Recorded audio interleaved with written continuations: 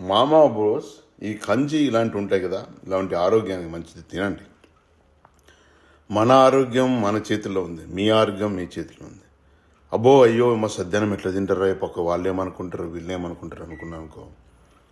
ఆరోగ్యం బాగాలేనప్పుడు వాళ్ళు ఏం చేయరు, ఎవరు ఏం చేయరు. నీ ఆరోగ్యం నీ చేతిలో ఉంది. ఓకే, నీ ఆనందం నీ చేతిలో ఉంది, నీ హ్యాపీనెస్ నీ చేతిలో ఉంది.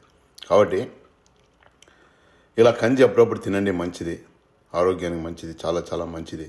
ఈ మధ్య ఇది ట్రెండ్ అయిపోయింది, 5 స్టార్ హోటల్లో కూడా అమ్ముతున్నారంట. బట్ కానీ మనకు ఇది తినడం చాలా మంచిది. నేనైతే మా కాలేజీలో ఉన్నప్పుడు ఇదే తినేవాడిని డైలీ. ఎందుకంటే డబ్బులు ఇస్తే మన సినిమా పిచ్చోళ్ళం కదా, సినిమాకి పోవాలని పొద్దున రైస్ చేసి కడు కలబెట్టి పొద్దున్న నైటే మిక్స్ చేసేసి పొద్దున్నే తినేసి వెళ్ళిపోయేవాళ్ళం. సో అది ఎంత ఆరోగ్యం అని ఇప్పుడు అర్థమైతే దాన్ని అలానే కంటిన్యూ చేస్తున్నా. కీప్ హెల్తీ, ఆరోగ్యం చాలా ఇంపార్టెంట్.